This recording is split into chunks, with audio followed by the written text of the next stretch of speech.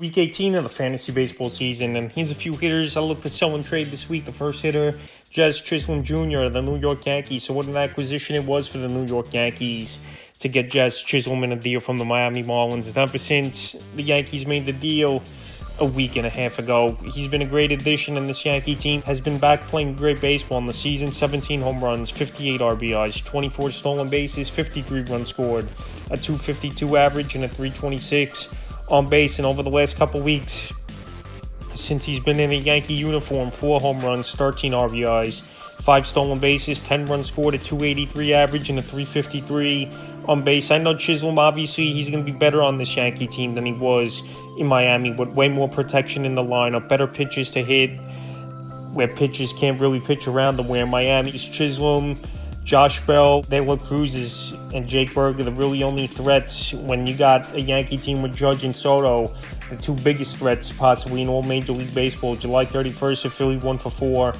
a run. August 2nd versus Toronto 0-for-4. August 3rd versus Toronto 1-for-3. And August 4th versus Toronto 1-for-4 run and a stolen base. Already he's fizzling out a little bit, is Jazz Chisholm Jr.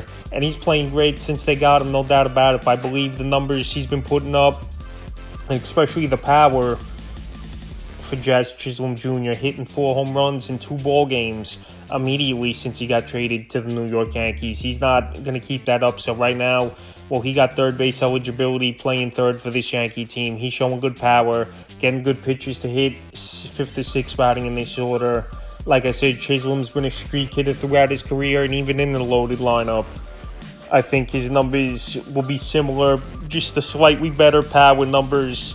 But everything else, stolen bases, average, on base, pretty much the same. So I would sell him high after coming off a good week with his new team. The next hitter is his former teammate, Xavier Edwards of the Miami Marlins. So Edwards, one of the top prospects in the Marlins system coming into the year. And he's tearing it up, 1 home run, 13 RBIs, 12 stolen bases, 19 runs scored, a whopping 383 on batting average, and a 456 on base percentage. Edwards, he's taking the reins at the shortstop position after the Marlins cut loose Tim Anderson in early July, and he's made the most of his opportunity. Edwards is not a great defender, but he definitely is going out there and hitting the baseball. But like I said, he's pretty much only a couple category type of player, stolen bases, average, and on base.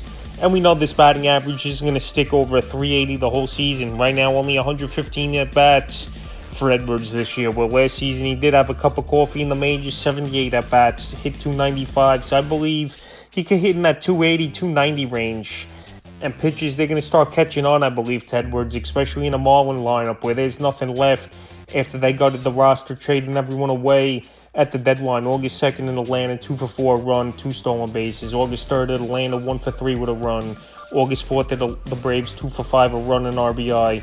And August 5th versus the Reds, 2-for-5, a run and a stolen base. And like I said, Edwards, he's come up, he's played great baseball, no doubt about it, for this Miami Marlins team. But the more he's up, teams are going to start seeing more film on Edwards, and hitting 383 just isn't going to be sustainable. So right now, he's a waiver wire pickup, and those are the type of good deals as well, where you could pick someone off the waiver wire and flip him in a deal with someone with more consistency and more of a track record. I'm not saying Edwards isn't going to be a good player in his career. I'm just saying he's playing over his head for anyone to come up from the minors, and to hit in the 380s isn't going to last. And also that he's a second in shortstop eligibility adds some value to him as well. The next hitter, Vinny Pasquinto of the Kansas City Royals. Vinny Pasquinto, it's been a solid year for him, no doubt about it. On the year, 16 home runs, 80 RBIs, 51 runs scored, a stolen base, a 265 average, and a 321 on base. And over the last couple weeks, though, white hot, 5 home runs, 16 RBIs, 8 runs scored, a stolen base, a 352 average, and a 386 on base. So this has been a solid year for this Kansas City Royal team, a team that's been one of the worst teams in the league over the last 4 or 5 seasons. Pasquinto, a former top prospect in the system, and he's definitely playing like it, especially the beginning of August already. He's got 4 home runs in 5 days, is Pasquinto. August 1st at Detroit, 2-for-5, 2 homers, 4 RBIs. August 2nd at the Tigers, 1-for-5, a run, 2 ribs, a stolen base. August 3rd at the Tigers, 2-for-4, a homer and RBI. August 4th at the Tigers, 1-for-4. And August 5th versus the Red Sox, 1-for-4, a homer and RBI. Pasquinto, his home runs weren't all that great. Coming into the month, he only had 11 home runs. The RBI is definitely more legit, but right now, while he's on a power tear, is Pasquinto. He's a sell high candidate this week. Like I said, he was idle for the most part in terms of power and batting average until the last 5 days. He's getting it going, Pasquinto.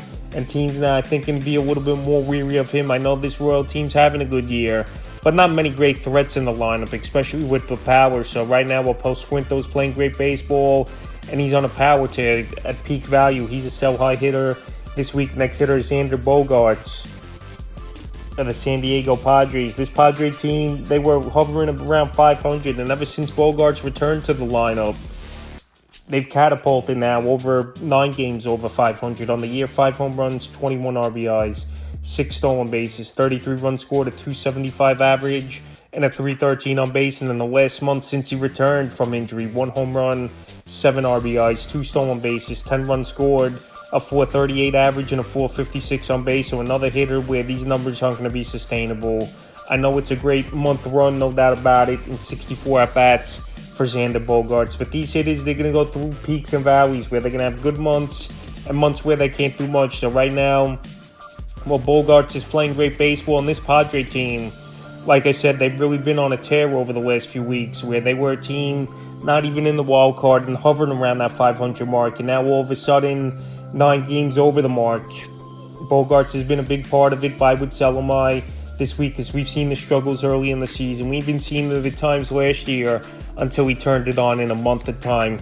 And with the second base and shortstop eligibility, just like Edwards, who I mentioned early in the video, that adds more value. July 31st versus the Dodgers, 1-for-4 run, a rib. August 2nd versus the Rockies, 0-for-4.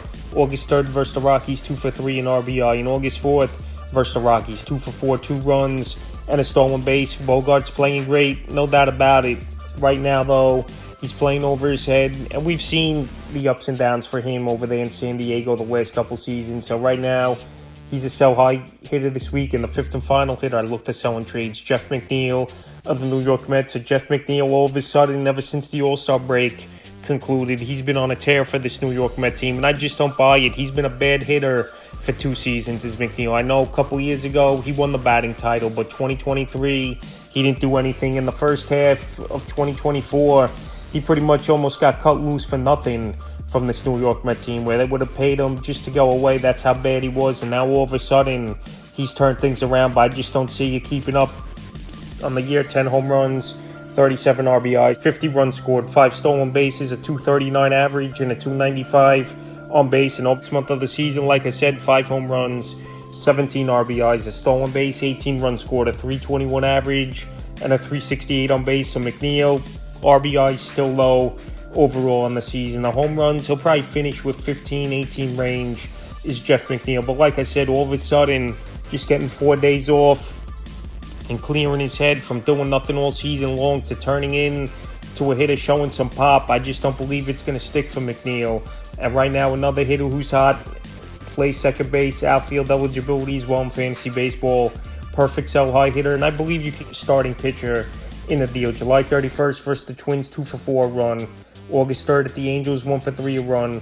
August 4th at the Angels, 1-for-3 with a run. And August 5th at the Cardinals, 2-for-4, a homer, an RBI, 2 runs scored. No doubt about it, he's playing good baseball, has a good matchup coming up the next 3 days at Coors Field where that ball really carries. But I just don't believe Jeff McNeil, all of a sudden, because he's playing better in a month, is going to keep up this pace. I would sell him off this week. So that's a few hitters I look to sell and trade for Week 18 of the fantasy baseball season.